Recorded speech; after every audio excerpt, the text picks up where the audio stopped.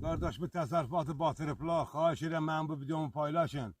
Aidiyyəti üzrə çatsın. Ta təqətdən düşmüşəm.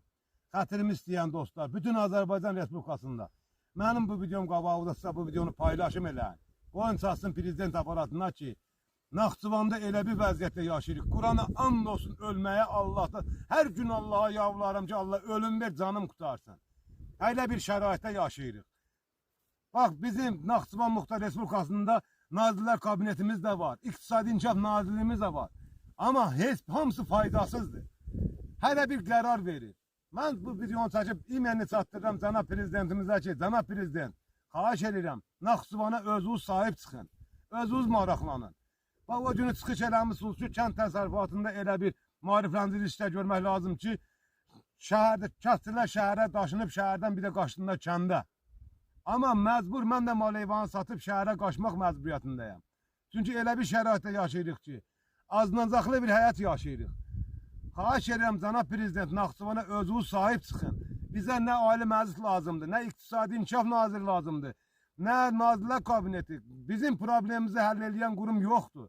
Qurana and olsun, dünənlərim zəng eləmişəm qəssabxanaya, quzunu kəsmək üçün gərək getməli bir dənə kəsim yeri hazırlayıblar, gəlir mənbəyi yeri hazırlayıblar. Qida Təhlükəsizlik Nazirlər Kabinetinin qərarı ilə bizi bura yığıblar, Qurana and olsun. Bax, bu boyda zülüm çəkirik, heyvandarlıqla məşğuluq.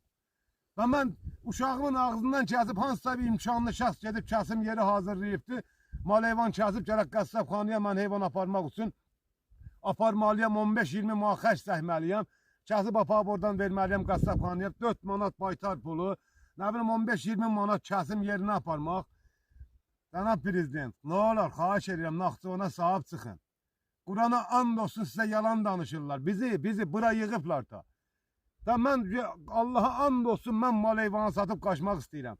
Mən bu otdan ət məhsulları istəsəl edirəm, Allahın köməkliyi ilə. Və mən bu uşağımın boğazından kəsib hansısa bir imkanlı şəxs aparıb yeddən deyirəm ki, indiyə qədər mal heyvanı qapıda kəsib aparıb verirdik qəssabxanaya. İndiyə qədər, bu vaxta qədər hansı bir insan ətdən zəhərlənib ölübdür? Rəhmətli Ulu Öndərimiz Naxçıvan Ali Məclisinin sədri olan vaxtı, nə vaxtsa onun vaxtında bir ətdən zəhərlənib ölübdür? Niyə bu hakimiyyət dəyişilib Naxçıvanda bu başımıza boyunlar gəlir? İndi qida təhlükəsizliyi bu dəqiqə kondisionerin dibində oturubdur. Bütün nazirlər hamısı kondisionerin sərində oturubdur. Amma biz bu zülümləri çəkirik. Biz uşaqlarımızı böyütmək üçün zülüm çəkirik. Axı biz nə eləmişik? Biz bu zülümləri gördük. İndi bax bu qərarı çıxardıblar, biz quzumuzu heç kimə sata bilmirik. Nə Naxçıvandan